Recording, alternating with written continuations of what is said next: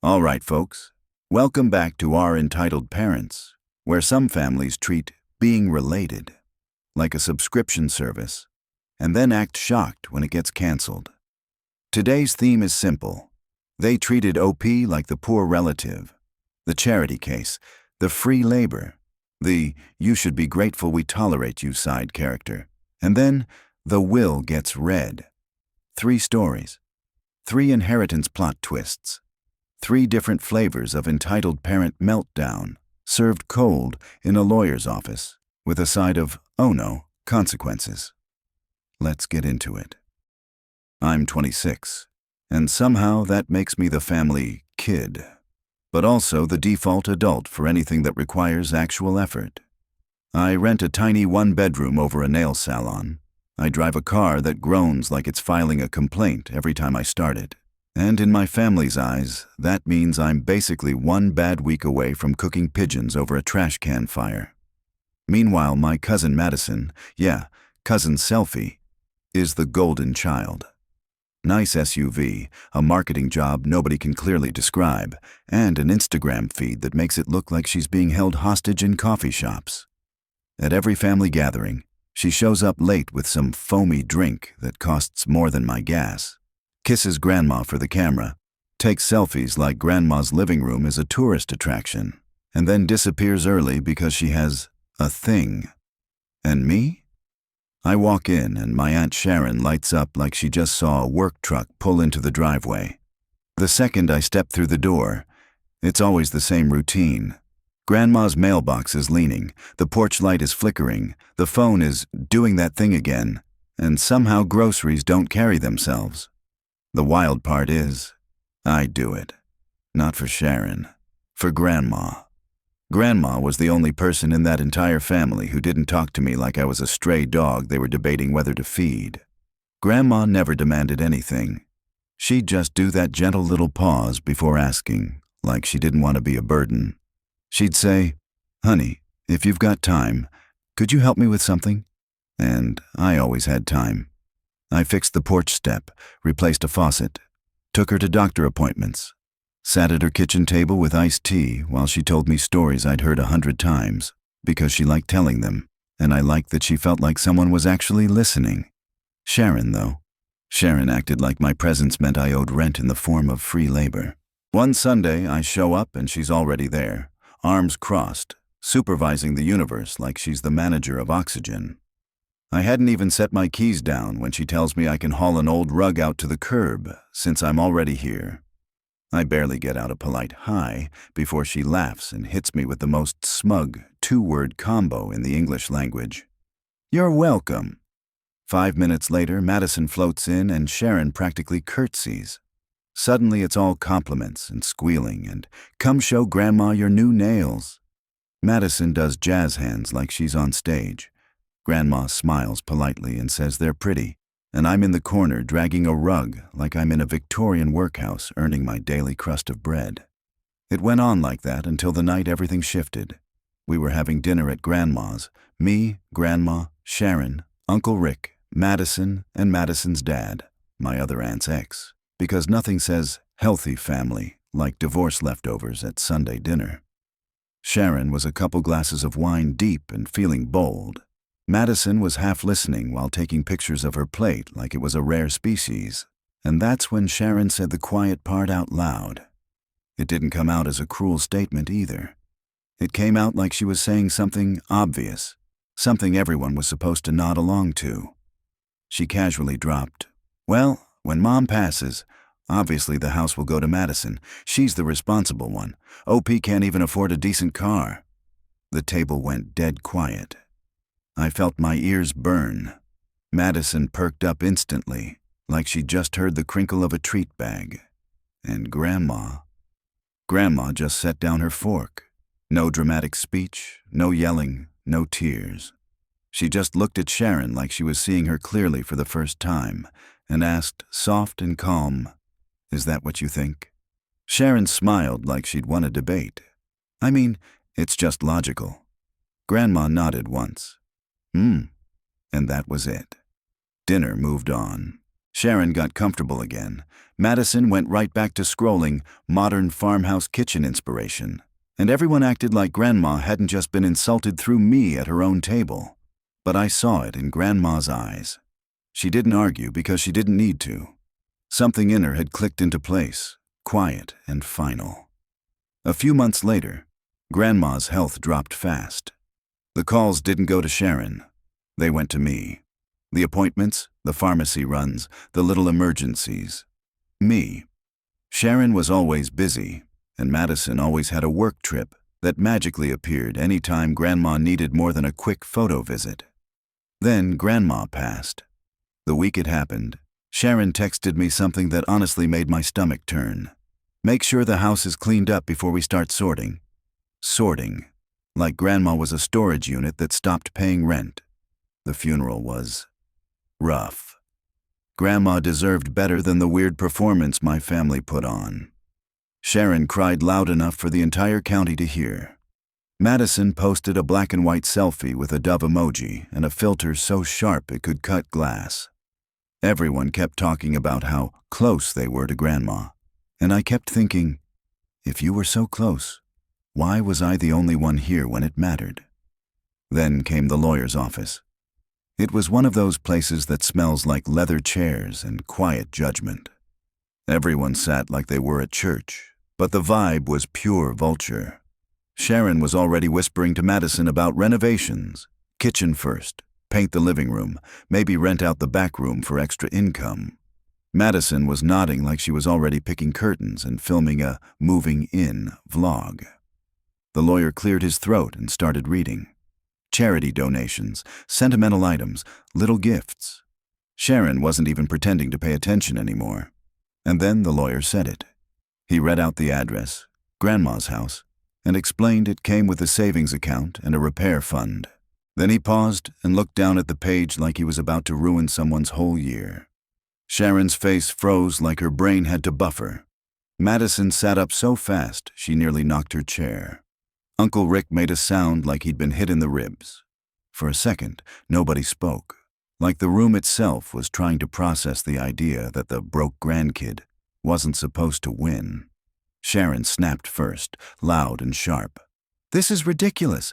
But the lawyer held up a hand and calmly said he needed to read a written statement Grandma left behind. He unfolded a letter and read Grandma's words out loud. It wasn't long, but it landed like a hammer. She left the house to the one who was actually there when she needed help, not the ones who showed up for holidays and photos. She wrote that I never asked her for anything. I gave her time, patience, and care. She said she wanted me to have a home and peace. Sharon made a noise like she'd just swallowed a Lego. Madison's face twisted like she'd been personally betrayed by gravity. Uncle Rick tried to recover with, "Mom must have been confused." But even he didn't sound convinced. Then the lawyer casually added the best part. There was a no contest clause.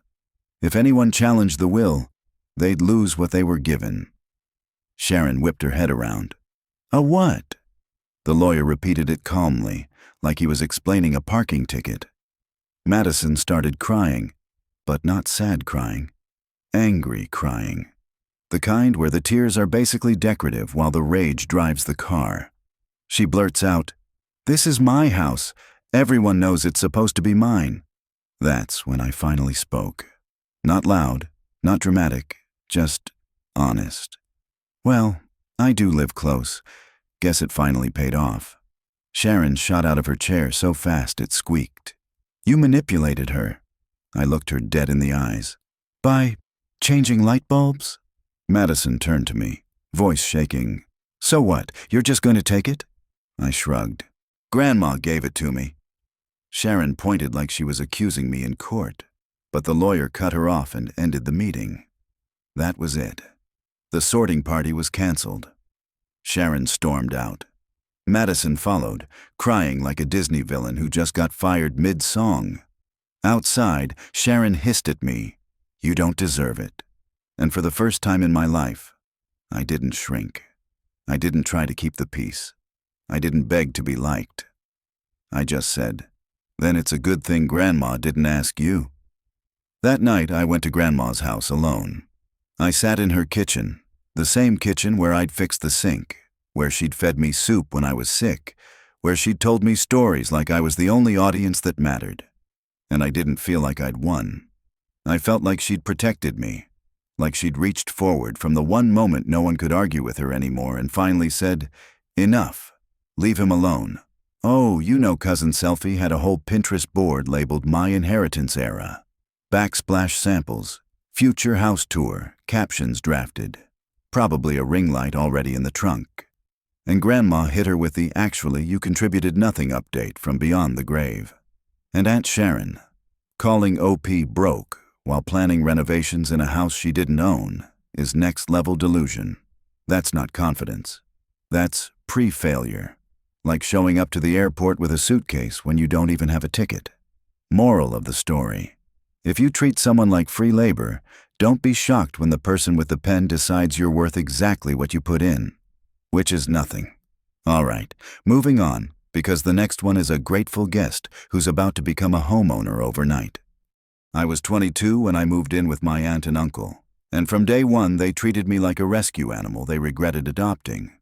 My parents were a mess in every category you can imagine, so I spent my teen years bouncing between relatives like a group project nobody wanted assigned. When Aunt Lisa and Uncle Dan offered to help me get on my feet, I believed them. What they really meant was, "Come be our live-in employee." They put me in a tiny room that smelled like old carpet and regret. No closet, no real privacy. Just a bed and an unspoken rule that I should thank them every time I took a breath. Within the first week, Lisa handed me the household expectations, like she was reading terms and conditions. I was on dishes nightly, cooking twice a week, and babysitting their 2 boys whenever they wanted a date night. She ended it with a smile that looked friendly until you felt the sting. I should remember I wasn't really their kid. Their boys weren't evil. Just undisciplined in that way where adults never say no because it's easier. If they spilled juice, I cleaned it. If they forgot homework, it was somehow my fault. If they broke something, I should have been watching them better. And every time I looked exhausted, Dan would hit me with the same smug line, delivered like he'd invented it. Poor relatives don't get to be picky. Be grateful. The only place I could breathe was my grandpa's house on my dad's side. Grandpa Earl lived small, same jacket every season, same quiet routines, and everyone assumed he didn't have much. But he had one habit that mattered. He noticed who showed up. I visited on weekends, not for money, but for peace. We'd sit on his porch while I fixed little things around the house, and he'd ask real questions about my life like my answers mattered. Somewhere in the middle of one of those porch talks, he looked at me and said, I was the only one who visited without wanting something. I laughed and told him I wanted his snacks, and he winked like that was the most reasonable request in the world. When Grandpa Earl got sick, Aunt Lisa suddenly discovered the concept of family time. She visited once, took a photo, and told everyone she was helping so much. Then Grandpa passed, and Lisa and Dan showed up to the will reading dressed like they were collecting a prize. Lisa wore pearls. Dan wore his serious jacket. The kids weren't there, because parenting is inconvenient when you're hunting inheritance. The lawyer started with the small stuff, a few gifts, a donation, a car going to a neighbor. Lisa's nails tapped faster and faster like she was waiting for the good part. Then the lawyer calmly said a portion of the estate would go to Lisa and Dan, $5,000 each. Lisa's smile tightened. Dan blinked like he'd misheard. The lawyer didn't pause long enough for their disappointment to breathe before continuing. The remainder of the estate, including the house, investments, and savings, would go to me. Lisa's mouth fell open like subtlety had left her body. Dan snapped that it couldn't be right, and the lawyer slid a folder forward like this was the easiest correction in the world. It was right. There was a letter, and the lawyer read Grandpa Earl's words out loud, about leaving me a home that was actually mine, not something anyone could threaten to take away, and how I deserved stability after being treated like a guest everywhere I'd lived. That's when they went from shocked to offended. Lisa turned red and blurted that they took me in. Dan added loudly. That they fed me. I actually laughed, not because it was funny, but because it was so absurd it didn't deserve a serious response.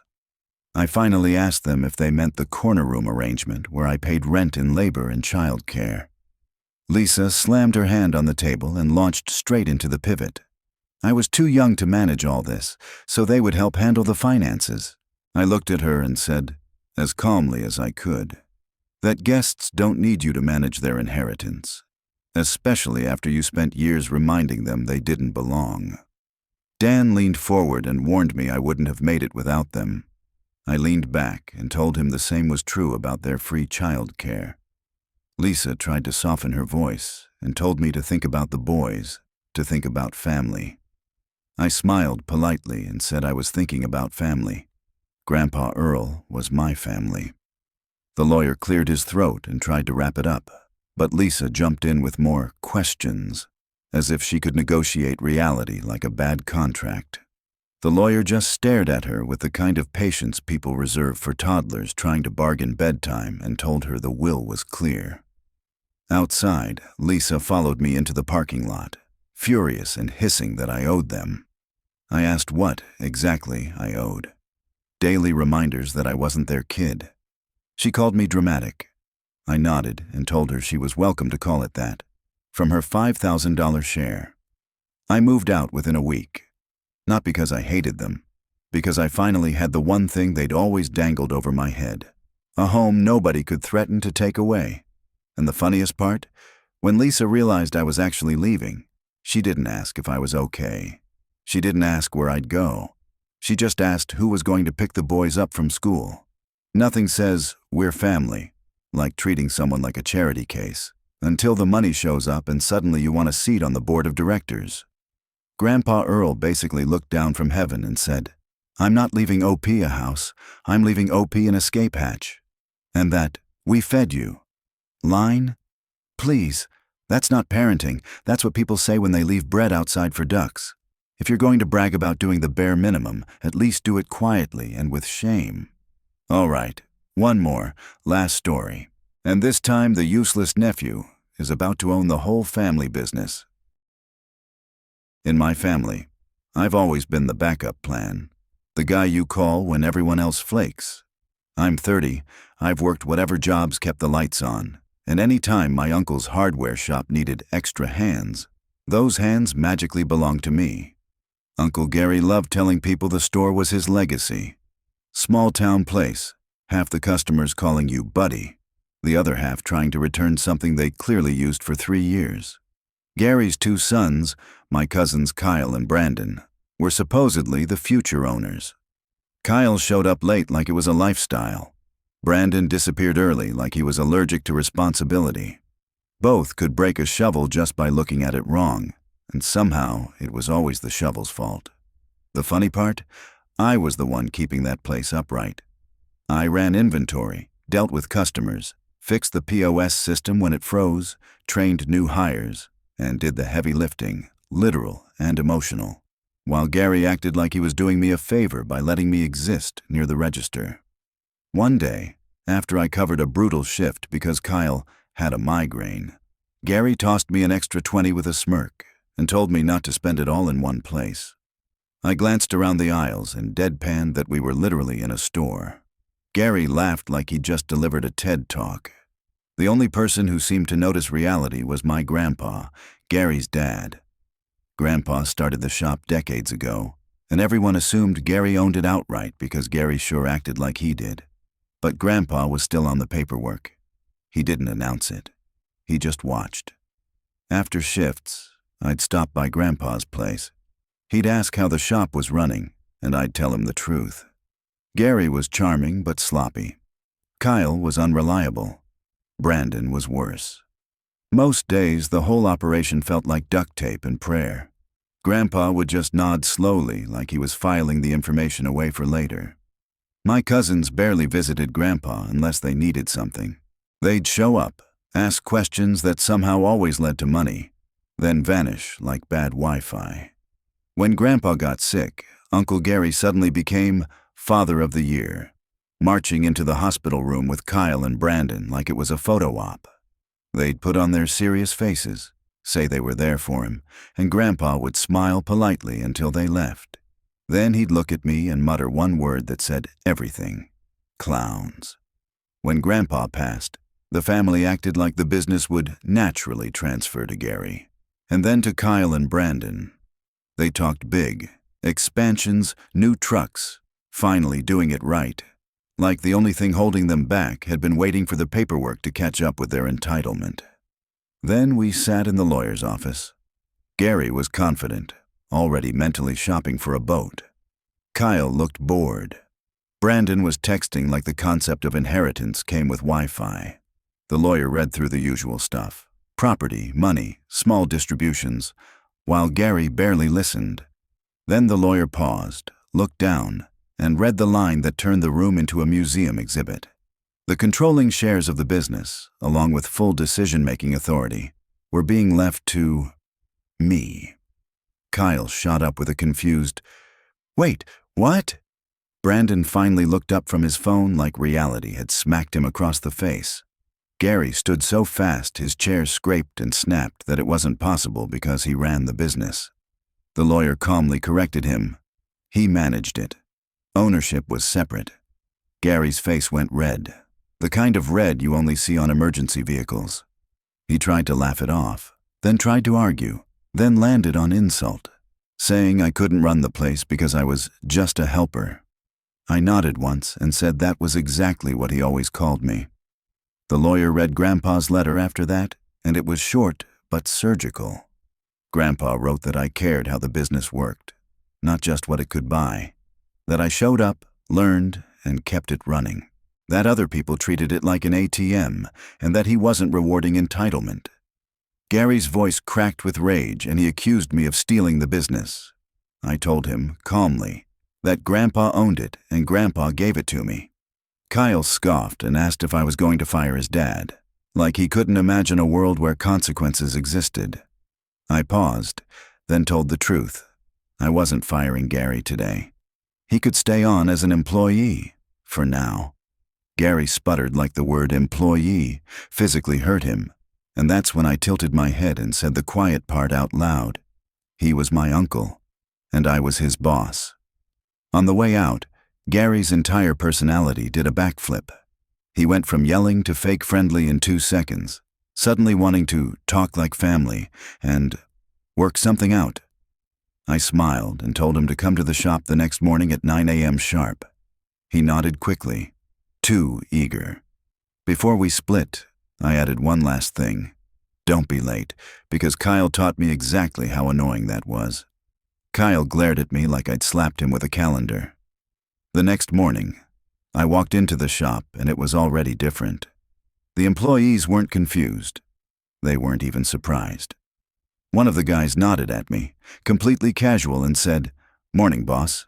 And right there, in the middle of fluorescent lights and tool aisles, it hit me. I wasn't the backup plan anymore. I was the plan. This is every entitled family's nightmare. The nobody turns into the boss because Grandpa actually had eyeballs and a pen. Imagine calling someone useless for years while they keep your business alive. Then the will drops and suddenly you're like, let's talk like family. Oh, now we're doing family values?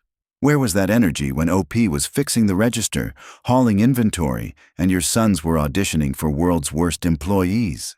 And Grandpa? Absolute menace, in the best way. He really said, "I'm doing a hostile takeover from the afterlife." That's not just iconic, that's corporate hauntings.